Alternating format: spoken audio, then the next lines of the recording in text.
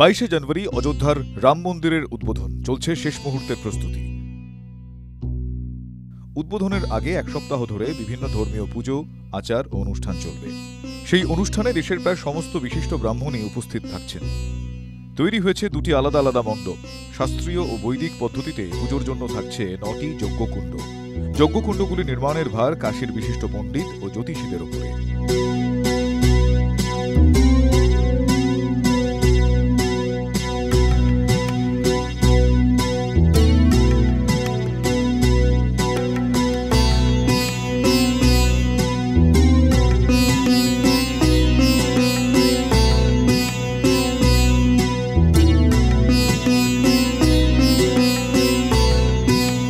রামলালার মূর্তির অভিষেক অনুষ্ঠানের জন্য সারা দেশ থেকে আসছেন 121 জন বৈদিক পুরোহিত।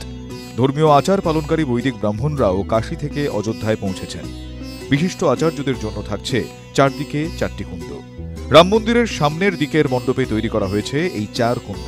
কুণ্ডগুলি বিভিন্ন আকারের। রাম মন্দিরে 9 ধরনের কুণ্ডের আকার ও তার উদ্দেশ্য।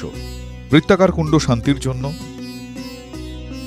অর্ধচন্দ্রাকার কুণ্ড সুস্থতার জন্য, পদ্মাকার কুণ্ড স্বাস্থ্য, শান্তি, সমৃদ্ধির জন্য, যোনিকুণ্ড বংশধরদের জন্য, ত্রিভুজাকার কুণ্ড শত্রুর বিজয়ের জন্য, বর্গাকার কুণ্ড সর্বপ্রকার সমৃদ্ধির জন্য, ষড়ভুজ কুণ্ড শত্রু ধ্বংসের জন্য, অষ্টভুজ কুণ্ড সুস্বাস্থ্যর জন্য, আর সুখলাভের জন্য আচার্য কুণ্ড।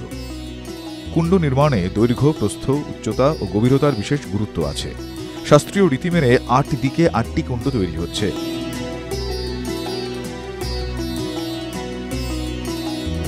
পূর্ব দিকে বর্গাকার কুণ্ড,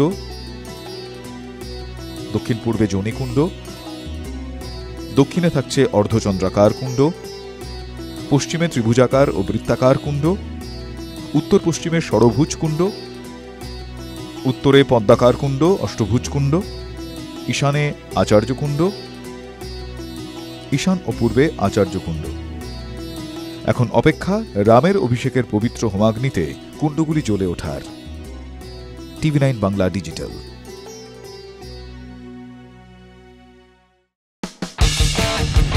কোনো পুরনো খবর নয়, সকাল থেকেই পুরো দিনের আভাস। লোকাল থেকে গ্লোবাল, ঘটনাস্থল থেকেই রিপোর্টারের মুখে শুনে নিন আসল ঘটনা। দিন শুরু করুন TV9 বাংলার সঙ্গে।